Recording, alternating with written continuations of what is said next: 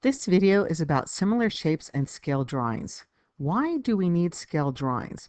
Well, first of all, this helps us in the estimation of size.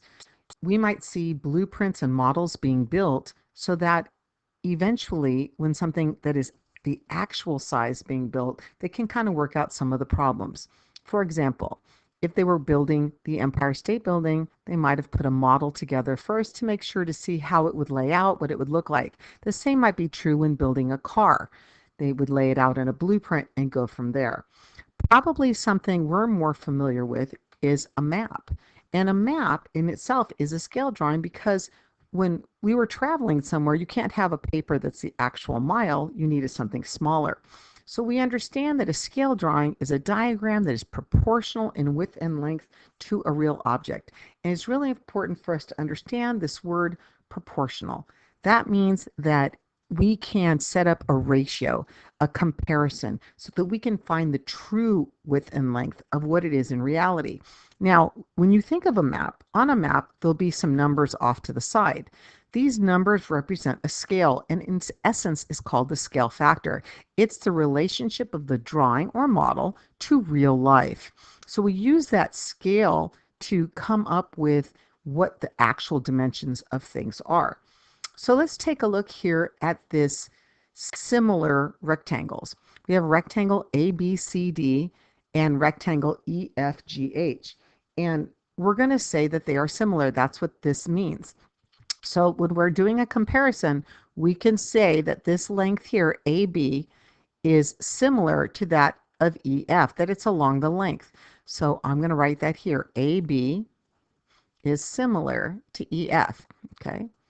And the same is true that AD is similar to EH. So I'm going to write that on the bottom. AD is similar to EH. So now what we're going to do is instead of this, we're going to substitute numbers into this. So let's take that measurement of AB. That measurement of AB is 24. The measurement of AD is 18. And we're going to set up a proportional relationship. In other words, two proportions, two ratios that equal each other. And the EF is going to be 16. And then we're going to be looking here and trying to find out what is this measurement off to the side. So we're going to follow now from here the way we do proportions. We've set it up. Now we're going to cross multiply. When we cross multiply, we are going to multiply the 24 and the x. We'll get 24x.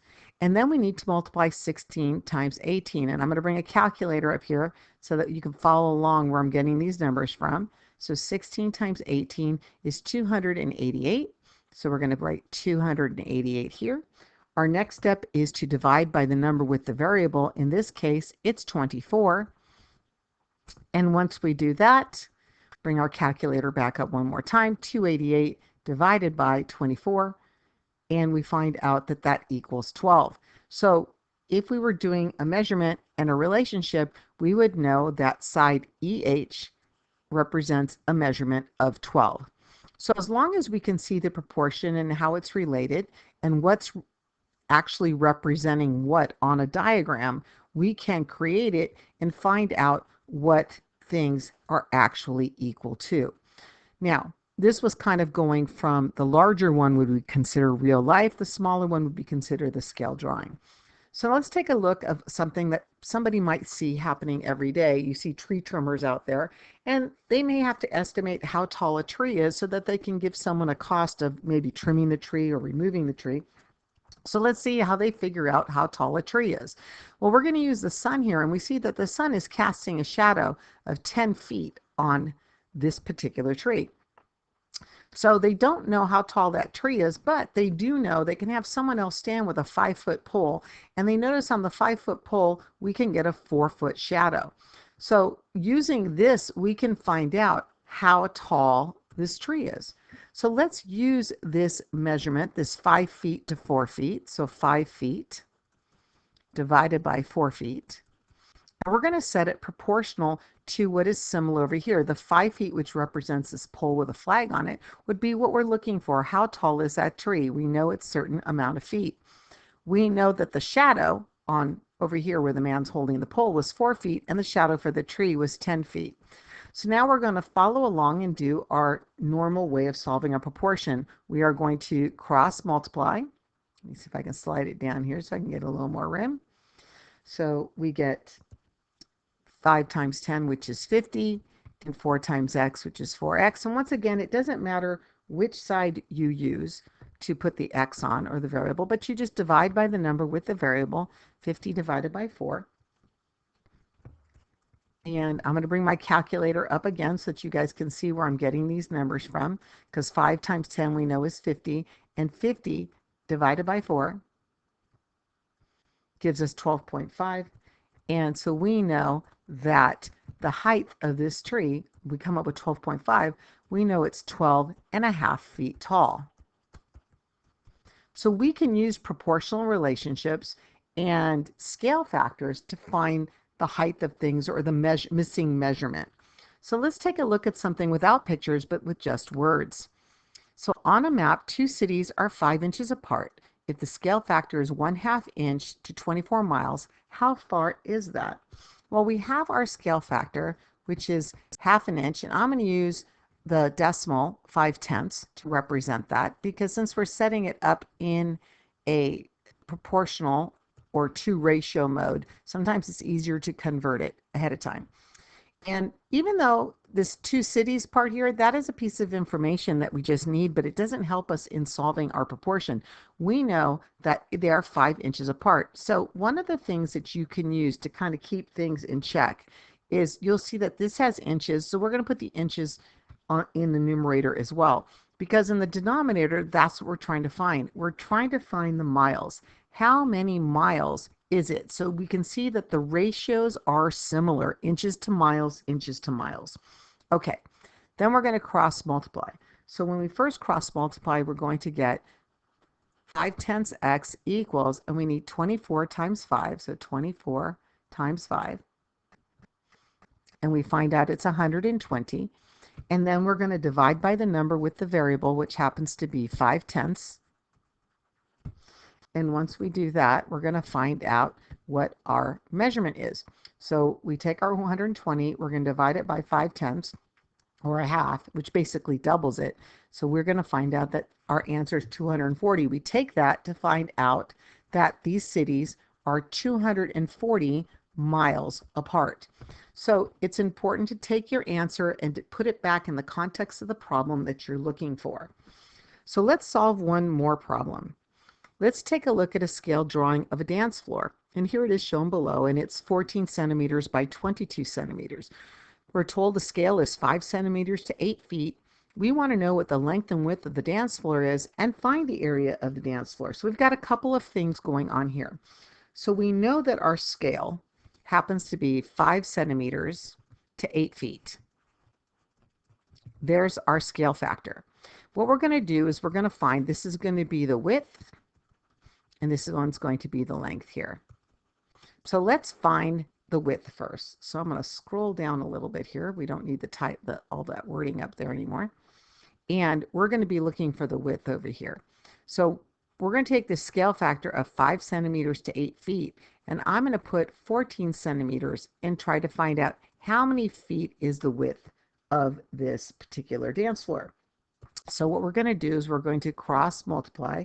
And when we do that, we get 5 times x, which is 5x. And then we need 14 times 8, 14 times 8. And we see that equals 112. We then divide by the number with the variable, which is 5. And we find out that, and I'm going to make a better x and pull that calculator back up, divide it by 5, and we find out that it is 22 4/10 feet. So far, we know the actual width of our dance floor is 22.4 feet. Okay, I'm going to solve the length in a different color here. We're still using the same scale factor, 5 centimeters to 8 feet. And this time, we're going to put this 22 centimeters into place to find the length. We need to know what that is. So once again, we're going to cross multiply. We do that, we find out that we have 5x. We're going to bring our calculator up, and I'm going to move it over to the other side here. And we're going to do, let me clear it out. And we're going to do 22 times 8. And that tells us 176. We then divide by the number with the variable, which is 5. And we find out that 176 divided by 5, and we get 35 and 2/10 is the feet length of the dance floor. So now we've solved two parts of the problem. One part of the problem was find the width of the dance floor. The other part was find the length of the dance floor. And the last thing we were asked, so let me scroll back up here so that everybody can see what we were asked. The last thing that we were asked was that we needed to find the area. Oops, doesn't want to stay. Okay, let's see if I can get it one more time. There we go. Find the area of the dance floor. So we need to remember how to find area. The way that we find area is we're going to take whatever the width is and we're going to multiply it times the length. That's how we find the area of a rectangle. Okay, so since this is a rectangle, in order to find that, we're going to multiply these two numbers together. So we're going to say that the area is equal to 22 and 4/10 times 35 and 2/10. Let me get that here correctly. 35 and 2/10. And let's find out what that area equals. Let me pull up my calculator one more time. Clear it out. 22 and 4/10 times 35 and 2/10. And we get an answer of 788 and 48/100. And remember, when we multiply feet times feet, that means this is square feet. So our final answer then for that is this is our area. So we have our width, we have our length, and now we have our area. And that's pretty much it. Using your skills that you've done before in order to find similar shapes and scale drawings to find actual measurements. Hopefully this video is helpful to you.